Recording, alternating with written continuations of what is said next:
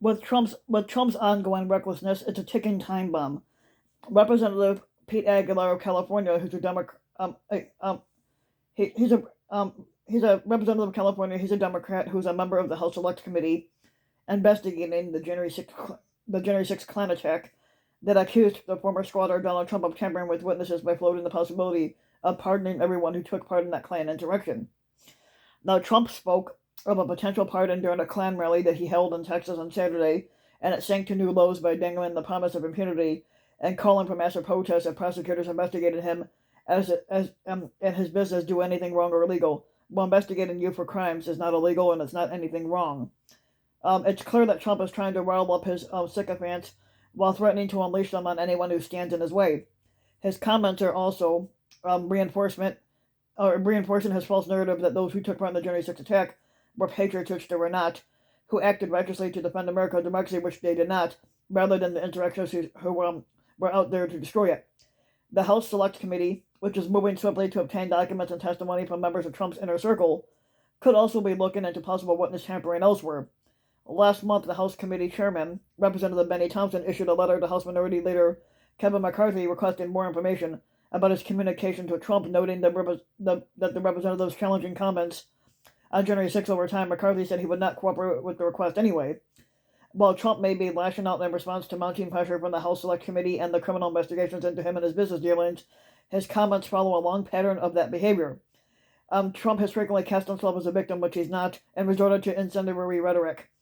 In an age where media attention and online clicks can yield wealth and power, Trump stands as the ultimate example of someone who broke rules and norms to benefit from both.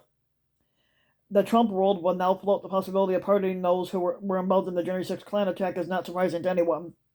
For one, it strengthens his relationship with his sycophants and ties his fate with many of theirs.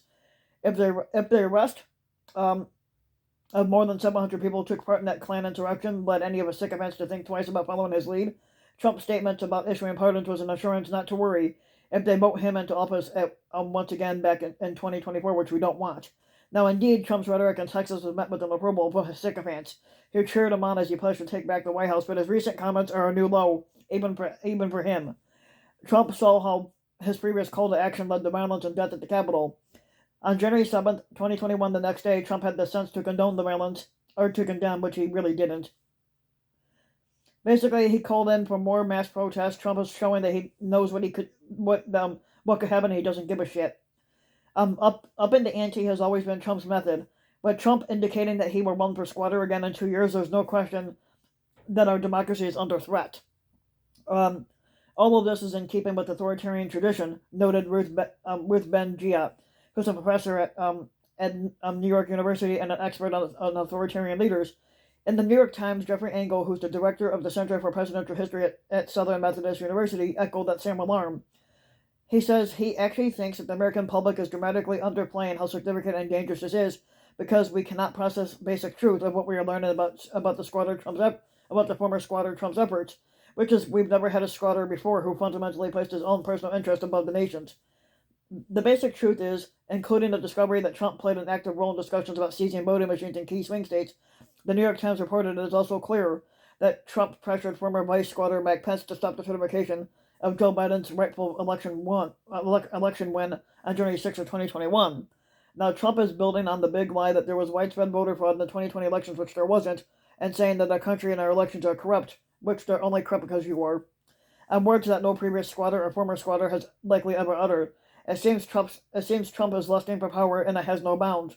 And despite his failure to overturn the 2020 election results, he seems hell-bent on damaging the foundations of our country in order to avoid accountability and to seize power once again. By calling for a mass protest, Trump has given his sycophants a directive in any attempt to intimidate authorities. Now, this display of recklessness may also serve to intimidate potential Republican opponents. The enthusiasm of his base, and not to mention the havoc that they have unleashed, is likely to give pause to those like Pence.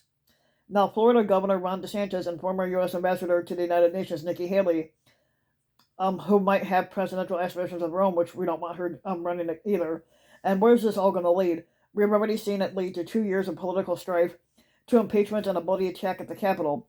Since these consequences weren't enough to stop Trump, we might conclude that legal prosecution is necessary, and how he and his followers may respond to that is awful to contemplate to see where it would lead. Now, if you like the video, give the video a like and subscribe to my channel, RBW King, and also hit the notification bell so that you'll be notified when a new video comes out. And also, if you want to support my work even further, you can go to the About section on my YouTube page, on my YouTube channel, and I have a link to Patreon. So if you want to support the work even further, you can donate to Patreon. And I hope you guys enjoyed. So